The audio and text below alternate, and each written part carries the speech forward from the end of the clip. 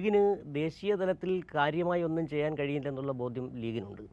ലീഗിൻ്റെ ഇപ്പോഴത്തെ നമ്മൾ പരിശോധിച്ച് കഴിഞ്ഞാൽ ലീഗിൻ്റെ അടുത്ത ലക്ഷ്യമെന്ന് പറഞ്ഞാൽ ഈ അടുത്ത 2026 നടക്കുന്ന നിയമസഭാ തെരഞ്ഞെടുപ്പാണ്. നിയമസഭാ തെരഞ്ഞെടുപ്പിൻ്റെ ഭാഗമായിട്ട് അവിടെ മാക്സിമം സീറ്റുകൾ ഒപ്പിക്കുക. അതൊരിക്കലും ഇനി നമ്മൾ ഈ ചർച്ചകൾ നടത്തുമ്പോൾ പോലും ഒരുപക്ഷെ ലീഗ് ഇനി LDFിലേക്ക് വരുമെന്നുള്ള ചിന്ത ലീഗിനും ഇല്ല, മറ്റാർക്കും അങ്ങനെ തന്നെ കരുതാനും കഴിയില്ല. ലീഗിൻ്റെ പ്രശ്നം ഇപ്പോൾ നിലവിൽ നമുക്കറിയാം, ലീഗ് 3 സീറ്റ് വരെ 3 ലോക്സഭാ സീറ്റ് വരെ ചരിത്രമുണ്ട്.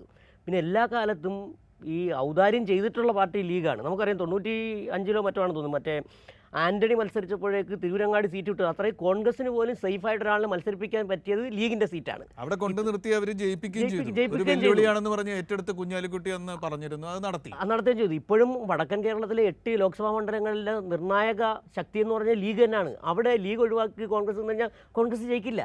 ഇതൊക്കെ ഇരിക്കുമ്പോൾ തന്നെ ഇതിൻ്റെ പ്രശ്നം ഇത് തന്നെയാണ്. ലീഗിന് ദേശീയ തലത്തിൽ അതിൻ്റെ പ്രസക്തി നഷ്ടപ്പെട്ടു. കാരണം നമുക്കറിയാം, പഴയ ആ നെഹ്റു കാലത്തെ കോൺഗ്രസിനെ കുറിച്ചൊക്കെ ദേശീയ കാഴ്ചപ്പാടുള്ള ഒരു പാർട്ടി എന്നുള്ള അർത്ഥത്തിൽ അത് മാറിയിട്ട് IUML എങ്ങനെ ചുരുക്കി ഒരു കേരള ML ആക്കി മാറ്റുകയും അടുത്ത തെരഞ്ഞെടുപ്പിൽ അവർക്ക് ഭരണത്തിലെത്തുക എന്നുള്ളത് മാത്രമാണ്. ഏതെങ്കിലും തരത്തിൽ UDFുമായിട്ട് ചോദിച്ച് യാതൊരു തരത്തിലും ഒരു അസ്വാരസ്യത്തിലേക്ക് പോകാതെ 2024 തെരഞ്ഞെടുപ്പിൽ മത്സരിക്കുക, UDF ആയി നിന്നുകൊണ്ട് മത്സരിക്കുക. കേരള രാഷ്ട്രീയത്തിലെ നേട്ടങ്ങളിൽ ലീഗിന്റെ സ്വപ്നങ്ങൾ ആരംഭിക്കുകയും അവിടെ തന്നെ അവസാനിക്കുകയും ചെയ്യുന്നു. അതാണല്ലോ പ്രശ്നം. അത് തന്നെയാണ് പ്രശ്നം.